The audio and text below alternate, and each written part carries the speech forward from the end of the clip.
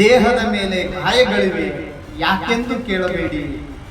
ಯುದ್ಧದ ಭೀಕರ ನೆಲದಲ್ಲಿ ನಾನು ಸೈನಿಕನಲ್ಲ, ಸಾಮ್ರಾಜ್ಯಶಾಹಿ ದಾಹಕ್ಕೆ ಬಸವಳಿದ ಬಾಲಕ. ಆಕಾಶದೆತ್ತರಕ್ಕೆ ಹಾರಲು ಕ್ಷಿಪಣಿ ಮಿಶೈಲ್ಗಳನ್ನು ಕಂಡುಕೊಂಡ್ವಿ, ಖುಷಿಯಿಂದ ಹಾರಿದ್ವಿ. ಈಗ ಯುದ್ಧದ ಬಾಂಬುಗಳು ಎದೆಗೆ ಎರಗುತ್ತಿವೆ. ಭಾರತ ವಿಶ್ವಗುರು ಹಾಗೆ ಹೀಗೆ ಅಂತ ಮಾತಾಡುವಾಗಲೂ ಕೂಡ ಇವತ್ತು ಭಾರತ ತೈಲವನ್ನು ಯಾವ ದೇಶದಿಂದ ಖರೀದಿ ಮಾಡಬೇಕು, ಎಷ್ಟು ಖರೀದಿ ಮಾಡಬೇಕು ಅಂತಕ್ಕಂಥ ನಿರ್ಧಾರವನ್ನು ಕೂಡ ಅಮೇರಿಕ ಮಾಡುವಷ್ಟರ ಮಟ್ಟಿಗೆ ಇವತ್ತು ಜಾಗತಿಕವಾಗಿ ದಿವಾಳಿತನವನ್ನು ತೋರಿಸ್ತಾ ಇರತಕ್ಕಂಥದ್ದು ಖಂಡನೀಯ.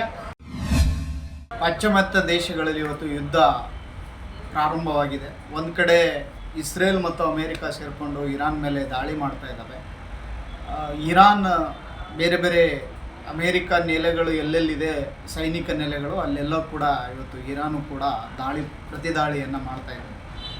ಆದರೆ ಈ ಜಾಗತಿಕ ಮಟ್ಟದಲ್ಲಿ ನಡೀತಾ ಇರ್ತಕ್ಕಂಥ ಈ ಯುದ್ಧದ ವಾತಾವರಣವನ್ನು ಗಮನಿಸಿದಾಗ ಮುಖ್ಯವಾಗಿ ಇಲ್ಲಿರ್ತಕ್ಕಂಥದ್ದು ಒಂದು ಸಾಮ್ರಾಜ್ಯಶಾಹಿ ಅಂತಕ್ಕಂಥ ವ್ಯವಸ್ಥೆ ಹೇಗೆಲ್ಲ ಬಡವರನ್ನು ಮತ್ತು ದುಡಿಯೋ ವರ್ಗವನ್ನು, ಅದರಲ್ಲೂ ಮುಖ್ಯವಾಗಿ ಮಹಿಳೆ ಮತ್ತು ಮಕ್ಕಳ ಮೇಲೆ ದಾಳಿಗಳನ್ನು ನಡೆಸ್ಬೋದು ಮತ್ತು ಅವರ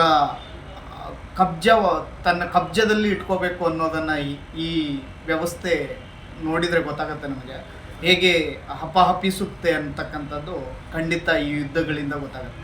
ಅಮೇರಿಕ ಇವತ್ತು ಇರಾನ್ ಮೇಲೆ, ಮೊನ್ನೆ ಹಿಂದೆ ಇರಾಕ್ ಮೇಲೆ ಅಥವಾ ಲಿಬಿಯಾ ಮೇಲೆ ಆಗಿರ್ಬೋದು, ವೆನೆಜುವೆಲಾ ಮೇಲೆ ಆಗಿರ್ಬೋದು, ಹೀಗೆ ಬೇರೆ ಬೇರೆ ದೇಶಗಳಲ್ಲಿ ಇವತ್ತು ದಾಳಿ ಮಾಡ್ತಾ ಇರ್ತಕ್ಕಂಥದ್ದು ಏನಂದರೆ ಆ ದೇಶದ ಮೂಲಭೂತ ಸಂಪನ್ಮೂಲ ಏನಿದೆ ಆ ಸಂಪನ್ಮೂಲವನ್ನು ಕೂಡ ತಾನೇ ತನ್ನ ಹಿಡಿತದಲ್ಲಿ ಇಟ್ಕೋಬೇಕು ಅನ್ನುವ ಪರಿಸ್ಥಿತಿಗೆ ಇವತ್ತು ಅಮೇರಿಕ ಹೋಗ್ತಾ ಇರೋದು. ಇನ್ನೊಂದು ಕಡೆ ಭಾರತ ವಿಶ್ವಗುರು ಹಾಗೆ ಹೀಗೆ ಅಂತ ಮಾತಾಡುವಾಗಲೂ ಕೂಡ ಇವತ್ತು ಭಾರತ ತೈಲವನ್ನು ಯಾವ ದೇಶದಿಂದ ಖರೀದಿ ಮಾಡಬೇಕು, ಎಷ್ಟು ಖರೀದಿ ಮಾಡಬೇಕು ಅಂತಕ್ಕಂಥ ನಿರ್ಧಾರವನ್ನು ಕೂಡ ಅಮೇರಿಕ ಮಾಡುವಷ್ಟರ ಮಟ್ಟಿಗೆ ಇವತ್ತು ಜಾಗತಿಕವಾಗಿ ದಿವಾಳಿತನವನ್ನು ತೋರಿಸ್ತಾ ಇರತಕ್ಕಂಥದ್ದು ಖಂಡನೀಯ. ಇಂಥ ವ್ಯವಸ್ಥೆ ವಿರುದ್ಧ ದುಡಿಯೋ ವರ್ಗ, ಜನಸಾಮಾನ್ಯರು ನಾವು ಸಿಡಿದೇಳಬೇಕಾಗಿದೆ.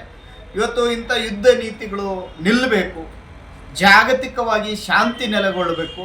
ಇಡೀ ಶಾಂತಿಯ ತೋಟ ಅಂತಕ್ಕಂಥ ನೆಲಗಟ್ಟಿನಲ್ಲಿ ಮತ್ತು ನಾವು ಜಗತ್ತಿಗೆ ಕವಿ ಕುವೆಂಪು ಅವರು ಸಾರಿರ್ತಕ್ಕಂಥ ಶಾಂತಿಯ ತೋಟದ ಹಾಡನ್ನು ಸಾರಿ ಹೇಳಬೇಕಾದಂಥ ಅಗತ್ಯತೆ ಇದೆ.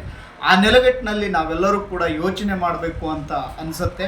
ಆ ಕಾರಣಕ್ಕಾಗಿಯೇ ಮೊನ್ನೆ ನಾನು ಕೆಲವು ಸಾಲುಗಳನ್ನು ಬರೆದಿದ್ದೆ. ಆ ಸಾಲುಗಳನ್ನು ನೆನಪು ಮಾಡ್ಕೊಳ್ತಾ ಇದ್ದೀನಿ. ಯಾಕಂತಂದರೆ ಈ ಯುದ್ಧದ ಪರಿಸ್ಥಿತಿಯನ್ನು ನೋಡಿದಾಗ ನಮಗೆಲ್ಲ ಗಾಬರಿ ಆಗುತ್ತಾ ಇದೆ.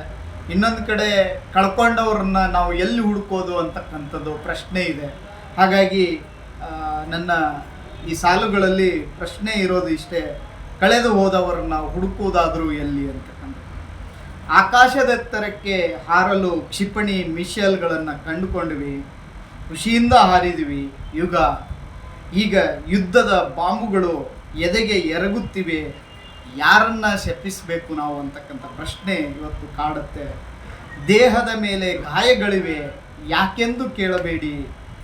ಯುದ್ಧದ ಭೀಕರ ನೆಲದಲ್ಲಿ ನಾನು ಸೈನಿಕನಲ್ಲ, ಸಾಮ್ರಾಜ್ಯಶಾಹಿ ದಾಹಕ್ಕೆ ಬಸವಳಿದ ಬಾಲಕ ಅಂತಕ್ಕಂಥ ಇವತ್ತು ಈ ವಾಸ್ತವಿಕತೆ ಇವತ್ತು ನಮ್ಮ ಎದುರಿಗೆ ಕಾಣ್ತಾ ಇದೆ ಅಂತಕ್ಕಂಥದ್ದು. ಕನಸುಗಳನ್ನು ಕಸೆಯಲಾರೆ, ಭರವಸೆಗಳನ್ನು ಬೂದಿಗೊಳಿಸಲಾರೆ.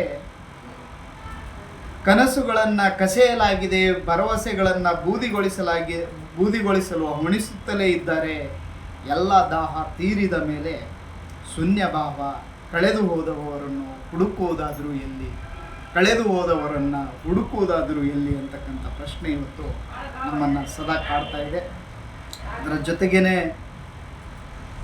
ಈ ಸಾಮ್ರಾಜ್ಯಶಾಹಿಯ ಹರಿಸಿದ ಪ್ರತಿ ನೆತ್ತರೂ ಕೂಡ ಅದು ನನ್ನವರ ನೆತ್ತರು, ನನ್ನ ಜನಸಾಮಾನ್ಯರ ನೆತ್ತರು, ದುಡಿಯೋ ವರ್ಗದ ನೆತ್ತರು, ಮಹಿಳೆಯರ ನೆತ್ತರು, ಮಕ್ಕಳ ನೆತ್ತರು ಆಗಿರೋದ್ರಿಂದ ಆ ಪ್ರತಿ ನೆತ್ತರೂ ಕೂಡ ನನ್ನದು ಅಂತಕ್ಕಂಥದ್ದು. ಆ ಕಾರಣಕ್ಕಾಗಿಯೇ ನಾವು ಪ್ರಶ್ನೆ ಮಾಡ್ತಾ ಇದ್ದೀವಿ, ನೀವು ಎಷ್ಟು ನೆತ್ತರ ಹರಿಸಿದ್ರೂ ಕೂಡ ನಾವು ಶಾಂತಿಯ ಪ್ರಿಯರು, ಈ ನೆಲಕ್ಕೆ ಶಾಂತಿಯನ್ನು ಬಯಸ್ತೀವಿ. ಹಾಗಾಗಿ ಪಾಶ್ಚಿಮಾತ್ಯದಲ್ಲಿ ಇರ್ಬೋದು, ಬೇರೆ ಜಾಗತಿಕವಾಗಿ ಎಲ್ಲೇ ಯುದ್ಧ ನಡೆದ್ರೂ ಕೂಡ ಅದನ್ನು ವಿರೋಧಿಸುವಂಥದ್ದು ಈ ಕಾಲದ ತೀರಾ ಅಗತ್ಯ ಅಂತಕ್ಕಂಥದ್ದನ್ನು ನಾವು ಮತ್ತೆ ಸಾರಿ ಹೇಳ್ತಾ ಇದ್ದೀವಿ.